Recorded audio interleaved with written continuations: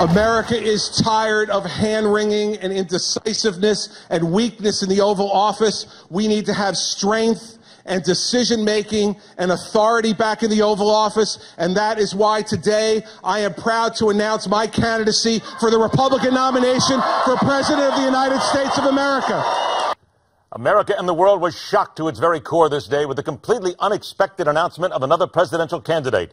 This, as another White House hopeful really goes green, and Bernie Sanders may have found his not-so-secret anti-Hillary weapon. Release the hounds. Let loose the political animal. Senior political contributor at Forbes, also stellar co-host of the Daily Wrap here on Newsmax at 7 p.m. Eastern Time every weeknight, Rick Ungar, joined by the former head of FEMA, political insider, and now bouncing verbal common sense off the Rocky Mountains at 630 KHOW in Denver, Colorado, Michael Brown. Good day, gentlemen. Good evening. Here we go. This could be frightening indeed. I know right off the bat that Rick Ungar and his Democratic folks are absolutely frightened to death and shocked, as a matter of fact, aren't you, Rick, that Chris Christie is now a candidate for president? I am stunned beyond belief.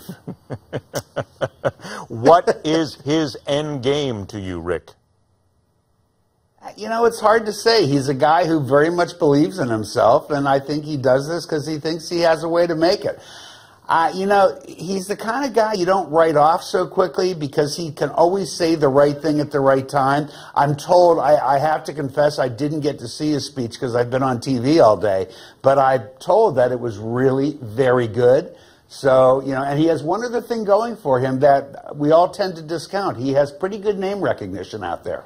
People know who Chris Christie is. There you go, Mike. He's got good name recognition, but he has had some problems in here. Certainly, the credit downgrades are a problem, the job growth, the state pension, Bridgegate and all this. So can he overcome that?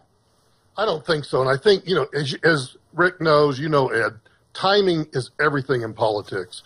And I think Chris Christie's time has come and gone.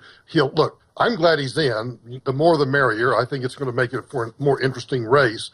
But I think he may have been more effective and had a better chance, you know, a couple of years ago. So, you know, I watched the speech this morning, and I was kind of like, ho-hum. Big deal. Which is exactly what Chris Christie did not want you or anybody else to think at this point. But, hey, it's just getting started. We got plenty of time here. Let's just go ahead and wait. Let's turn then to Rand Paul. Right in your own backyard, I might point out, as a matter of fact, Mr. Brown, the first presidential candidate to have a fundraiser at the Cannabis Business Summit at the Colorado Convention Center, embracing the weed folks around America. If you think about it from a political standpoint, Mike, it's not a stupid move. It's pretty smart. I think it's brilliant. And I think for all of those who are watching who don't live in Colorado, let me tell you, the sky has not fallen. The sky hasn't fallen. It's big business. We're doing very well in terms of how we're regulating it. I was a proponent of Amendment 64, and I think that what we've accomplished really shows that if we're going to let people drink and we're going to let people smoke, you can have a little weed and it's not going to kill you. So here comes the other side of that, Rick. Many of his GOP opponents have said absolutely no to pot legislation. Do you think that Rand Paul is ahead of the game and they better start learning a lesson from him?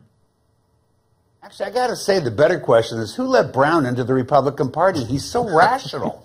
How did this happen? Mike, we got a place for you, man. You really belong on our side, you know? Oh, that's please, let's stop there. The four horsemen of the apocalypse are not coming over the hall, okay? They're not coming over the hill. Stop Listen, it's that very now, smart for Rand Paul. Now. But Rick, when you look at what Rand Paul's doing, because there's a groundswell in his country, maybe he's at the forefront of something that the others will need to eventually follow him on. I think he's being very smart. He knows who his potential audience is. The problem that Rand Paul has right now, I got to tell you, I actually was speaking with somebody the other day, and I mentioned Rand Paul, and they said, you know, I forgot he was running. He may have peaked. He may have peaked a little too soon, and smoking a joint with some of his buddies may not bail him out of it. Mr. Ungar, I could only guess by the use of the euphemism and the phraseology that you have in there that you perhaps have never had anything to do with weed. So never. I'm gonna leave that. What would I know about smoking? Excuse me. Gonna leave that right there, please. Okay. There goes a moment of silence for my career, please. Listen, about 90 seconds we got here. Hey, Mike, to you first. Elizabeth Warren says she will not rule out endorsing Bernie Sanders. Now, wait a minute now. Could that be a little bit of that anti-Hillary secret weapon that I thought about a little while ago, that maybe Bernie Sanders could use. I think we had this little bitty snowball in Bernie Sanders, who represents really that progressive left of the Democratic Party that doesn't want what Barack Obama has done to stop. They want to move it even further left and get even more socialist policies. And I think that little snowball is going to pick up with an Elizabeth Warren and a few others. And I think Hillary's in for a much – look, I still think she may end up with the nomination, but I don't think it's hers for the taking. I think she's going to have to work for it. See, there's the good point on this, Rick. If indeed Elizabeth Warren gets behind Sanders, will it make any difference whatsoever? She's an influential woman in the Democratic Party, but will it really make any sort of dent in Hillary's campaign? You know, it will. No. I mean, Hillary is going to be the nominee. Look, you know, every time I watch Bernie Sanders or Elizabeth Warren, but she chose not to run, you know, it reminds me of my youth when I was out there working for Eugene McCarthy, for anybody who's old enough to remember him.